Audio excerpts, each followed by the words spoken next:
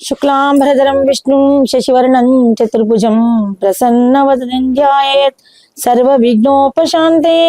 रामाय रामभद्राय रामचन्द्राय वेदसे रघुनाथाय नाथाय सीताय पते नमः। శ్రీరామ పరబ్రహ్మణే నమః. మనం కొద్ది రోజుల క్రితం నుండి శ్రీరామచరితాంబుది అనే శ్రీమద్ రామాయణ మహాకావ్యాన్ని పారాయణం చేసుకుంటున్నాం చెప్తున్నాం. అనేకమైన విశేషణాలతో కూడినటువంటి రామచరితాంబుది నేటి కాలానికి కూడా ఉపయోగపడేటువంటి ఎన్నో విశేషణాలతో మనకు మార్గదర్శకంగా ఉంది. అటువంటి రామచరితాంబుదిని అందరూ శ్రద్ధగా విని ఆదరిస్తారని నేను మీ రమాశంకర్ కోరడే. ముందుగా సుమన్ టీవీ ప్రేక్షకులకు స్వాగతం. ఈ రోజు నిన్నటి వరకు మనం దశావతారాల ప్రాముఖ్యత, దశావతారాలు ఇలా ఉద్భవించాయి. దూర్వాస మహాముని అనసూయాదేవి సుతుడిగా, అత్రి మహాముని అనసూయాదేవి సుతుడిగా శివుని యొక్క క్రోధ జ్వాల విసర్జించినట్టు క్రోధ జ్వాల దూర్వాస మహామునిగా జన్మించి అనేక వేల సంవత్సరాలు తపోనిష్టతో ఉన్నతమైన ఒక ఋషి. కానీ ఆయనకి ఏంటంటే ఆకలి వేసినప్పుడు చాలా కోపం వస్తుంది. తర్వాత చాలా గొప్ప ఋషి, త్రిమూర్తులను పరీక్షించి లోక కళ్యాణానికై ఎంతగో తోడ్పడినటువంటి మహర్షి, సాక్షాత్ శివరూపమే. ఆయన వచనం ఎంత సత్యం అంటే చాలా కఠినమైన తపస్సుతోని ఎటువంటి సమస్యలైనా దేవతల సమస్యలను తీర్చేటువంటి మహర్షి, త్రిమూర్తులు కూడా గౌరవించి పాదాభివందనం చేసేటువంటి మహర్షి దుర్వాస మహర్షి. అటువంటి ఆయన ఒక భక్తుడు అంబరీష్ మహారాజు కార్తీక మాసంలో ద్వాదశి ఉపాసన చేసేటప్పుడు అనుకోని అతిథి వస్తే సాక్షాత్ విష్ణుమూర్తిగా భావించి అతిథి సత్కారాలు చేయడము మన సనాతనమైన సంస్కృతి, భారత సంస్కృతి. అటువంటి అతిథి, విశేషమైన అతిథి శిష్య సమేతంగా శిష్యగణాలు ఒక 100 మంది శిష్యులతో కూడి భోజనానికి వస్తామంటే ఏకాదశి నిరాహారం చేసినటువంటి దూర్వాస మహాముని పరమానందం పొంది తప్పకుండా స్వామి గురువర్య మీరు రావాలి, మీకోసం మేము ఎదురు చూస్తుంటాము అని చెప్పితే, ఇక్కడ ఏంటంటే ఏకాదశి వ్రతం చేయడము ఎంత గొప్ప పుణ్యకార్యమో, నిరాహారంగా జలాన్ని కూడా ముట్టకుండా, నిరాహారం అంటే జలాన్ని కూడా స్వీకరించకుండా కేవలం హరినామ స్మరణతోని రోజంతా గడిపి రాత్రి జాగారం చేసి తెల్లవారి ద్వాదశి కొన్ని గడియలే పుణ్య గడియలు ఉంటాయి. ఆ ద్వాదశి పారణ అంటే ఏదో ఒకటి విష్ణునామని చెప్పుకొని భుజించాలి, లేకుంటే ఏకాదశి వ్రత మహిమ పూర్తిగా పూర్తి క్యాన్సల్ అయిపోతుంది అన్నట్టు. అందుకని ఆ ద్వాదశి పారణ చేయడానికి దూర్వాస మహాముని ఎదురు చూస్తున్నాడు.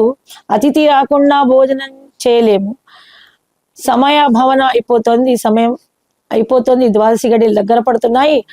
నది స్నానానికి వెళ్ళినటువంటి శిష్యగణాలతో కూడిన దూర్వాస మహాముని ఇంకా రాలేదు. ఏం చేయాలని రాజపురోహితులందరినీ కూడా చర్చించాడు. ఇంకా చూడబోతే ఒక 5 నిమిషాల టైం లేదు, ద్వాదశి గడియలు వెళ్ళిపోతున్నాయి. ద్వాదశి గడియలు వెళ్ళిపోయాక భోజనం చేసి ఆహారాన్ని స్వల్ప ఉపహారాన్ని స్వీకరించినా కూడా పెద్దగా పుణ్యం ఉండదు. ఏకాదశి మహిమ అంతా విసర్జించినటువంటి పాపం అంటుకుంటుంది. ఏం చేయాలని దైవాన్ని స్తుతిస్తూ బాగా ఎదురు చూస్తున్నాడు. ఎంతసేపు చూసినా నిమిషాలు పోయి క్షణంలో వచ్చింది, కానీ దుర్వాస మహాముని పరీక్షించినట్టుగా ఇంకా రానేలేదు.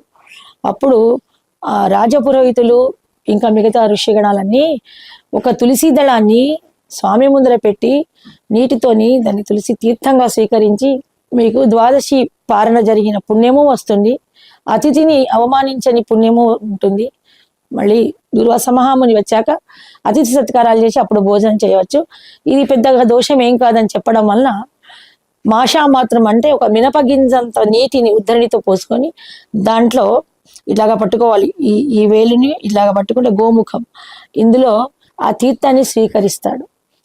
అది పెదవుల వరకు పెట్టుకునేటప్పటికే దూర్వాస మహాముని రావడము, నేను రాకముందే నువ్వు పారణ చేస్తున్నావా, అతిథిని పిలిచి అవమానిస్తావా అని చాలా అతి క్రోధుడై శాపాలు పెడుతుంటే ఆ 10 శాపాలను బ్రాహ్మణి మాట పట్టిపోకూడదని భవిష్యత్ కాలంలో ఇంకా కలికాలం వరకు బ్రాహ్మణులను అవమానించే జనాలు పుట్టుక వస్తారు.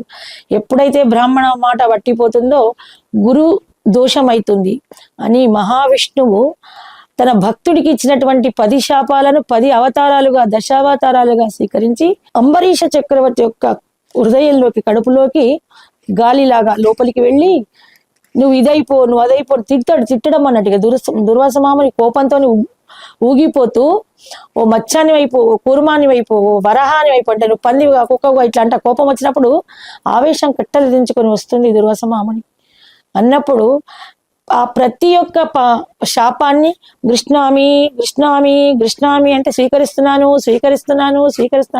10 మార్లు అంటాడు. దుర్వాసుని యొక్క కోపం తగ్గిపోతుంది. ఇంత కఠినంగా నేను జపించినా కూడా ఏమాత్రం కోపం తెచ్చుకోకుండా అలాగే స్వామి అని అనడం వలన ఆటోమేటిక్గా ఆయన కోపం తగ్గిపోతుంది. అంటే ఇక్కడ మనకి ఏంటిని, ఒక ఎదుటి వాళ్ళు కోపంగా ఉన్నప్పుడు మనం ప్రత్యర్థి కూడా కోపంగా ఉంటే అక్కడ యుద్ధాలు జరుగుతాయి. మనకు గాంధీ మహాత్ముడి దగ్గర కూడా చెప్తారు కదా, ఒక చెంప దెబ్బ కొడితే ఇంకొక చెంప కూడా చూపిస్తే వాడి కోపం తగ్గిపోతుంది. అంటే ఎదుటి వాళ్ళ కోపాన్ని చల్లారించేటప్పటికీ మన తప్పు లేకున్నా, ఎదురుగా ఉన్న వారి తప్పు లేకున్నా అతని కోపంలో ఉన్నాడు. కోపం అనేది ఒక రోగం, ఒక వ్యాధి. ఆ రోగ పీడితులను, ఒక రోగిని ఏమంటాము, ఒక పిచ్చివాడిని ఏమంటాము, అట్లా మనం ఎదురుపోతే మళ్ళీ మనకి ఇంకా కలహం ఎక్కువ అయిపోతుంది. దాన్ని తగ్గించాలి, శాంతపరచాలంటే సరే తప్పకుండా నువ్వు అన్నట్టుగా అంటూ విష్ణుమూర్తి లోపలికి వెళ్ళి ప్రతి అవతారాన్ని కూడా స్వీకరిస్తున్నాను అనేటప్పటికీ దుర్వాస మహాముని యొక్క కోపం పూర్తిగా చల్లారిపోయి, అయ్యో అంబరీష చక్రవర్తి నువ్వు ఎంత మంచివాడు అయ్యా, అనవసరంగా నిన్ను తిట్టానే అని పశ్చాత్తాప పడతాడు అన్నట్టు. అయితే ఆ అవతారాలలో భార్గవ రాముడు, త్రేతాయుగంలో 2 గొప్ప అవతారాలు, ఒకటి భార్గవ రాముడు, ఒకటి తారక రాముడు. మనకు రామ వాల్మీకి మహాముని రచించినటువంటి రామచరితం అంతా కూడా తారక రాముడి యొక్క, మన ఇప్పుడు అయోధ్య రాముడి యొక్క కథ. ఇందులో భార్గవ రాముడు అంటే పరుషము పూర్ణుడు కాబట్టి ఆయన పేరు పరుషరాముడు అని కూడా అంటారు. దశావతారాల్లో ఉండేటువంటి 2 అవతారాలు, 2 మానవ సంపూర్ణ అవతారాలు మనకు త్రేతాయుగంలో కనబడ్డాయి. జై శ్రీరామ్.